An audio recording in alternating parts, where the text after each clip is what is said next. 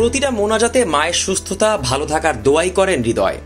Mother's ডেতে মাকে উদ্দেশ্য করে তাওহীদ হৃদয়ের আবেগী বার্তা।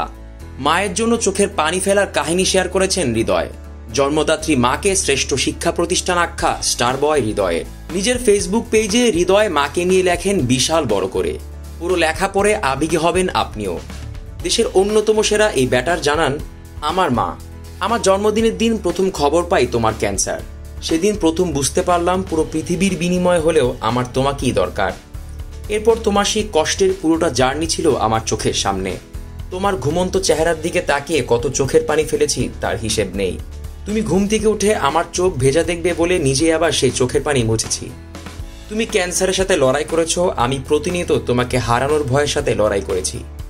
কিন্তু এই শক্তির পুরোটাই যে পেয়েছি তোমাকে দেখে মা। তোমাকে দেখে বুঝতে শিখেছি একজন নারীর কতটা ত্যাগ করতে হয়, একজন মায়ের কতটা পরিশ্রম করতে হয়, একজন মেয়ের কতটা সৎ হতে হয়। তুমি যে আমার সর্বোৎকৃষ্ট শিক্ষা প্রতিষ্ঠান। পরকালে মায়ের পায়ের নিচে জান্নাত হলেও এই দুনিয়ায় তোমার হাসিতে আমি বেহেশত দেখেছি। তুমি হাসি খুশি থাকো, সুস্থ থাকো প্রতিটা মোনাজাতে, এটাই আমার সবচেয়ে বড় চাওয়া। মা দিবসে তোমাকে এই খোলা চিঠিতে বলছি, ভালোবাসি মা, যেমনটা আর কখনো কাউকে বাসতে পারবো না। তোমার দোয়া ছাড়া আমি অসহায়, তুমি ছাড়া আমি অসম্পূর্ণ। ইতি তোমার বাবা। হৃদয়ের বেড়ে ওঠার গল্প অতটা সহজ ছিল না। বহু সংগ্রাম, বহু ত্যাগের পর আজ তিনি বাংলাদেশের অন্যতম সেরা এক ব্যাটার। নিজের সংগ্রামের সেই গল্পে মাই ছিল হৃদয়ের সবচেয়ে বড় অনুপ্রেরণা।